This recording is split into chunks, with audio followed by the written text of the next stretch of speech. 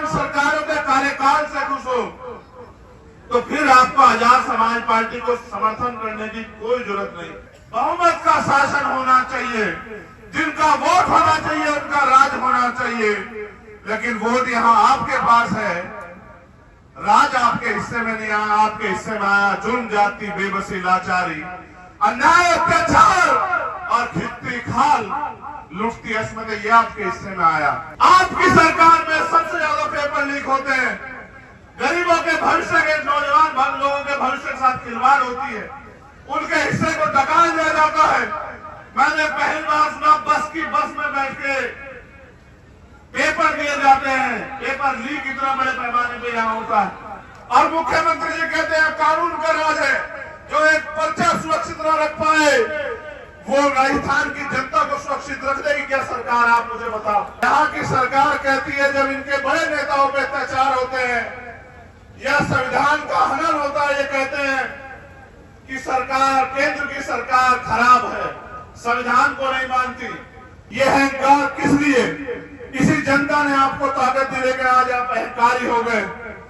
अगर सरकार अहंकारी हो जाए तो जनता को निर्णय लेकर सरकार को सबक सिखाना चाहिए और उस आदमी को जो तानाशाही करे उसको दोबारा मौका नहीं देना चाहिए। अगर एक भी कर्मचारी का दमन होगा तो दमन करने वाला चाहे मुख्यमंत्री हो या उनका कोई मंत्री हो, उनका कोई अधिकारी, वो चैन से नहीं बैठेगा कुर्सी पे। इस बात को आप लोग याद रखना। जनता ने आपको वोट देकर सरकार बनाया और सरकार इसलिए बनाया कि 2 अप्रैल 2018 में स्पेशली SC/ST के लोगों ने जो आंदोलन किया उन पर झूठे मुकदमे लगे, उनकी खाल खींची गई। उन्होंने सोचा कि बीजेपी को रोकने के लिए हम लोग कांग्रेस को वोट दे देते। उस वोट को हमने इनको देने का काम किया और इन्होंने बदले में जो इनका स्वभाव है, इन्होंने बदले में वही अन्याय, अत्याचार, जुल्म, जाति हमें देने का काम किया। अगर आपने इनको ताकतवर न बनाया होता तो किसी जालिम की हिम्मत नहीं होती कि वो जितेंद्र वेगवाल को चाकू से चीर देता। धन्यवाद देता हूं राजस्थान के भीम आर्मी के कार्यकर्ता को, सभी जिला कमेटियों को, बूथ कमेटियों को, विधानसभा कमेटियों को, प्रदेश कमेटियों को और सबसे ज्यादा धन्यवाद देता हूं बहुजन मीडिया के साथियों को, अपने मीडिया के साथियों को, उनका भी बहुत बहुत धन्यवाद। जो खबर कोई नहीं दिखाएगा वो आपके जरिए, आज सोशल मीडिया का जमाना है, पूरा देश देखेगा। सम्मानित साथियों, पिछले 6 न्यायिक सम्मेलन हमने किए राजस्थान के अलग अलग कोनों में और 7वां सामाजिक न्याय सम्मेलन समापन हमें वो यहां करना है। ये प्रदेश की राजधानी है। उसके साथ साथ जो हमारी साइकिल यात्रा, सामाजिक परिवर्तन, आर्थिक मुक्ति साइकिल यात्रा जो चली हुई है वो भी आगे बढ़ेगी और अलग अलग विधानसभाओं में हमारी सभाएं भी होंगी। और मेरा यह अटल विश्वास है कि इस बार राजस्थान की धरती ऐतिहासिक निर्णय लेगी और अमीरों को नकार के गरीबों के बच्चों को ताकत देने का काम करेगी। ऐसा मेरा विश्वास है राजस्थान में इस बार। यहाँ की सरकार से भी मुझे बहुत कुछ कहना है। कहना इसलिए है क्योंकि हम लोग प्रदेश की राजधानी में हैं। जैसी चमक सूर्य की मेरे चेहरे पे पड़ी है, ऐसी चमक आपकी जिंदगियों में आ जाए, यही पूरा आंदोलन है, यही पूरा संघर्ष है, यही लक्ष्य है। और ये चमक तब तक रहेगी जब तक आप लोग संघर्ष करोगे। जिस दिन आपने संघर्ष का रास्ता छोड़ के सुविधा का रास्ता इख्तियार कर लिया, ये चमक भी चली जाएगी मेरे साथियों। इस बात को आप लोग याद रखना। तो जैसा मैंने कहा कि यहाँ की सरकार से भी बात करनी है, लेकिन यहाँ की सरकार के साथ यहाँ अपने लोगों से भी बात करने की वो क्या चाहते हैं। अगर आप इन सरकारों से खुश हो, अगर आप इन सरकारों के कार्यकाल से खुश हो तो फिर आपको आजाद समाज पार्टी को समर्थन करने की कोई जरूरत नहीं। और अगर आप ये मानते हो कि बारंबार आपसे धोखा करके, आपसे झूठे वादे करके आपको ठगा गया है, तो फिर हमारे यहाँ एक कहावत है कि अजमाए हुए को अजमाया हुआ नहीं जाता। अगर आप मानते हैं कि यहाँ सभी सरकारों ने आपको बेबस, लाचार, गुलाम बनाने का काम किया है, तो मेरे साथियों फिर ऐतिहासिक निर्णय लो, क्योंकि भारत में आज लोकतंत्र है और लोकतंत्र में बहुमत का शासन होना चाहिए। जिनका वोट होना चाहिए उनका राज होना चाहिए, लेकिन वोट यहाँ आपके पास है, राज आपके हिस्से में नहीं आया। आपके हिस्से में आया जुर्म, जाति, बेबसी, लाचारी, अन्याय, अत्याचार और खिस्ती खाल, लुटती असमत, ये आपके हिस्से में आया। बेबसी, लाचारी और कई तरह की बेबसी, लाचारी। अभी यहाँ छात्र संघ चुनाव होते थे, छात्र संघ चुनाव से हवा का पता लगता था। इस बार भीम आर्मी स्टूडेंट फेडरेशन मैदान में आई तो मुख्यमंत्री जी चुनाव से ही मुकर गए। वो कहते हैं चुनाव नहीं कराने, क्योंकि लोकतंत्र की सबसे पहली पाठशाला है छात्र राजनीति, और छात्र राजनीति से जो निकल कर आता है वो सरकार के दमन के आगे झुकता नहीं। उसका सबसे बड़ा उदाहरण आपके सामने चंद्रशेखर आजाद खड़ा है। जहां एक तरफ अमीरों की औलादें एसी के कमरों में सीखती है, बड़े बड़े मंच में सीखती है, वहां गरीब किसान, कमेरे, नौजवानों की औलादें वो छात्र संघ के जरिए यूनिवर्सिटी और कॉलेजों में सीखती है। इनको लगा कि नया नेतृत्व न खड़ा हो, इनका आपसी गठजोड़ चलता रहे, नए नेतृत्व का निर्माण न हो, इसलिए छात्र संघ चुनाव को टाल दिया जाए। याद रखना मुख्यमंत्री जी, आप भले ही सत्ता की ताकत से शासन चुनाव को ना होने दो, लेकिन आप 2023 का चुनाव नहीं रोक सकते। 2023 का चुनाव होगा, ये युवा शक्ति राजस्थान की काया पलट के रख देगी, इस बात को आप याद रखना। आप नौजवानों की बात करते हो किस मुंह से? आपकी सरकार में सबसे ज्यादा पेपर लीक होते हैं, गरीबों के भविष्य के, नौजवान लोगों के भविष्य के साथ खिलवाड़ होती है, उनके हिस्से को डकाल दिया जाता है।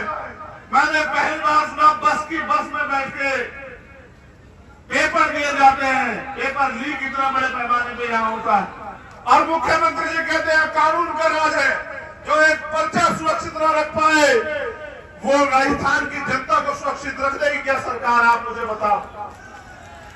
ये युवाओं के भविष्य के साथ जो खिलवाड़ चल रहा है, इस ढक्कन को हम लोग बंद करने का काम करेंगे 2023 में। आप लोग इस बात को याद रखना मेरे साथियों। मेरे आज भी याद है, यहाँ की सरकार कहती है जब इनके बड़े नेताओं पे अत्याचार होते हैं या संविधान का हनन होता है, ये कहते हैं कि सरकार, केंद्र की सरकार खराब है, संविधान को नहीं मानती। मैं ऐतिहासिक प्रमाण हूं आपके पास। मैं सीएचए के साथियों की लड़ाई लड़ने आया था, उनका आंदोलन था। रात को 12 बजे इसी जयपुर से उठा के मुझे सोते हुए को, और सिर्फ मुझे नहीं, मुझे तो आदत है आपकी लड़ाई में हर कीमत चुकाने की, लेकिन जितने भी साथी मेरे साथ आए हुए थे सबको जेल भेजने का काम किया सरकार ने। और लड़ाई सिर्फ उन सीएचए के भाइयों के हक अधिकार की थी। यहां थर्ड ग्रेड टीचर का जो है वो ट्रांसफर नहीं हो रहा, चाहे आशा कार्यकर्ता हो, आंगनबाड़ी हो, सीएचए के भाई हो, थर्ड ग्रेड टीचर हो, सरकारी कर्मचारी हो, तमाम लोग परेशान हैं। अभी मेडिकल के डॉक्टर्स ने धरना दिया, मुख्यमंत्री तानेशाही पे रहे और उनसे कहा नौकरी करनी है करो वरना छोड़ दो। ये अहंकार किस लिए? इसी जनता ने आपको ताकत दी लेकर आज आप अहंकारी हो गए। अगर सरकार अहंकारी हो जाए तो जनता को निर्णय लेकर सरकार को सबक सिखाना चाहिए, और उस आदमी को जो तानाशाही करे उसको दोबारा मौका नहीं देना चाहिए कि उसका घमंड इतना बढ़ जाए कि वो अन्याय अत्याचार की हद को पार कर जाए। इसलिए आज हम लोग सामाजिक न्याय सम्मेलन कर रहे हैं।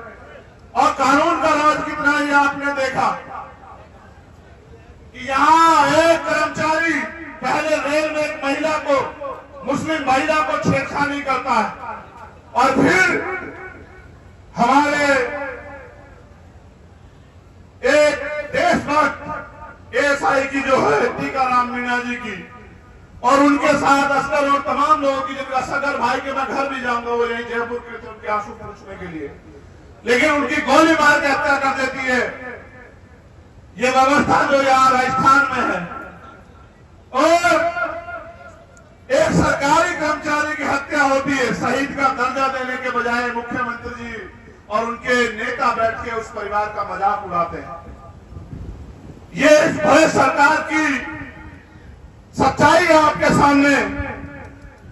एक मेरे याद है, आपने ऐसे इतनी बड़ी ताकत में एससी एसटी की महापंचायत की थी, आपको याद है या नहीं है बताओ? जिस दिन से उन कर्मचारियों ने अपनी मांगों को लेकर एससी एसटी की महापंचायत की, वो सारे कर्मचारी, मैं जानता हूं कितना उत्पीड़न उन अधिकारी कर्मचारियों का सरकार के लोगों ने किया। सरकार को लगा कि ये कर्मचारी अपने हक आवाज के लिए समाज को भी इकट्ठा कर रहे हैं। मैं उन कर्मचारी साथियों से भी कहना चाहता कि जब तक आप अपनी राजनीतिक ताकत नहीं बनाओगे, जब तक आप अपने व्यक्ति को ताकतवर नहीं बनाओगे, इसी तरह के दमन का सामना आपको करना पड़ेगा। लेकिन विश्वास रखिए, अगर एक भी कर्मचारी का दमन होगा तो दमन करने वाला चाहे मुख्यमंत्री हो या उनका कोई मंत्री हो, उनका कोई अधिकारी, वो चैन से नहीं बैठेगा कुर्सी पे। इस बात को आप लोग याद रखना। 2 अप्रैल 2018 के सारे मुकदमे वापस अभी नहीं हुए सारे मुकदमे वापस, और एससी एसटी आयोग बनाया,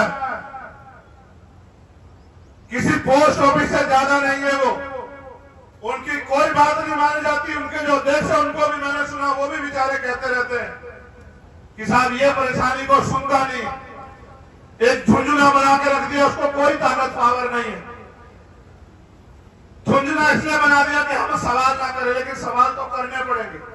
जनता ने आपको वोट देकर सरकार बनाया, और सरकार इसलिए बनाया कि 2 अप्रैल 2018 में ऑब्वियसली एससी एसटी के लोगों ने जो आंदोलन किया, उन पर झूठे मुकदमे लगे, उनकी खाल खींची गई। उन्होंने सोचा कि बीजेपी को रोकने के लिए हम लोग कांग्रेस को वोट दे देते हैं। उन्होंने आपकी सरकार बना दी, आपने उसके नाम पे 2019 में वोट दिया, और अब आज तक आपने मुकदमे वापस दिए कि न्याय आयोग को ताकतवर किया। ये बात इस बात को स्पष्ट करती है कि आप इन वर्गों के हितैषी हो ही नहीं। सम्मानित साथियों, बड़े दर्द के साथ कहना पड़ रहा है, देश भर के जुल्म होते हैं एक तरफ, देश भर का अन्याय अत्याचार एक तरफ, और राजस्थान का अन्याय अत्याचार एक तरफ, और फिर आप अन्याय अत्याचार खिलाफ आवाज भी नहीं उठा सकते। आपको याद है जितेंद्र मेघवाल, कितने लोगों को याद है? हाथ का खड़ा करो। आपको याद है इंद्र मेघवाल, आपको याद है कार्तिक भील, आपको याद है पूजा भील, आपको याद है हर्षपति वाल्मीकि, आपको याद है ओम प्रकाश नगर, आपको याद है बहन टोला गुजर, आपको याद है भाई पुष्कर कसाना, आपको याद है थाना गाजी, आपको याद है चूरू, आपको याद है बगड़ी, और अभी अभी पाली की जो वीडियो मैंने डाली कि किस तरह सरकार में, और मैं अशोक मेघवाल के परिवार के साथ जो है उसको भी नहीं भूल सकता।